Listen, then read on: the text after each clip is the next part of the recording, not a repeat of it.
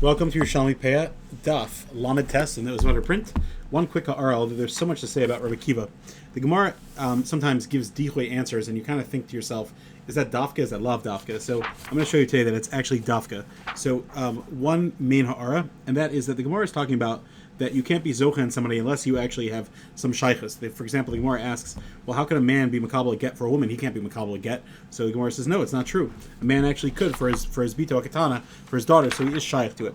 So one of the examples is that there's a story, which is, it says in a Mishnah, it's in Meiser Sheni, Perik, Hey Mishnah Tes, a story happened that Rabbi Gamliel and the elders, who were Rabbi Yeshua, Rabbi Akiva, and Rabbi Elazar ben Azariah, were on a ship at the time of when they should have been giving their Truma and Meiser. So Rabbi Gamliel designated a tenth of his produce that he measured out for Meiser Rishon, and then he transferred it to Rabbi Yeshua, who was a Levi, and then he gave him the place on the boat. So then he said, Isar Echa Chani Asad Lamod, Nasim La Akiva ben Yosef, she is Kabbalah Aniyam. Rabbi Akiva's in charge.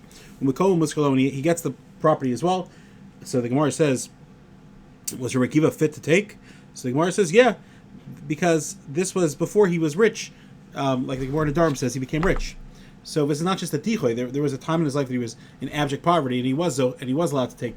But then there was also a time in his life where he became wealthy. So the Gemara says, no, even if you say that this story happened when he was rich, Tifater Shaya Parnes. So Akiva was the one who took care of poor people. So you might say, yeah, whatever, you're just saying that. No, it was actually factually true. So two things. First of all, hopefully we'll get to discuss three things later. Number one, Rabbi Akiva himself as a personality, because there's so much to say about him, about Shas. We talked a little bit about his name, Rabbi Akiva with an Aleph and a Hey, but Od Chazon L'Moed Be'ez Hashem.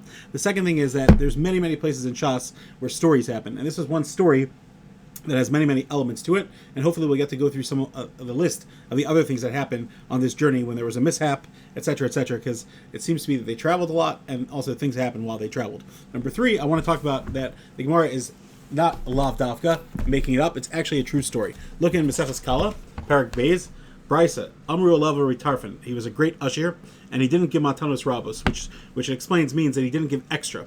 So one time Rabbi Akiva said, hey, I have a good investment for you. I don't want to go through the whole story because it's a phenomenal story, but basically Rabbi Tarfon said, oh, what are you going to buy? He said, oh, I could buy a city, or what's it called? So Rabbi Tarfon said, okay, great, take the money. So Rabbi Akiva went and he gave it to Tzedakah. Ayin Sham over there, Pizar Nasan Yomi, he was trying to teach him a lesson of giving tzedakah.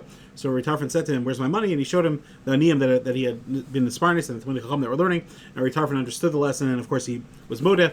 So then the Gemara says, why didn't he just tell him? So the Gemara, the Brisa says that he wanted him to give it to him willingly, etc., etc. Ayin Sham. But the bottom line is that you see clearly Rabbi Akiva was a huge advocate, which makes sense because when we go through things in our lives, like being in poverty, so we have more compassion for other people or that are in that state, and therefore Rabbi Akiva was more prone to help people that way. Of course, many Talmid Chachamim who didn't necessarily suffer from that were also big Balei Tzedakah.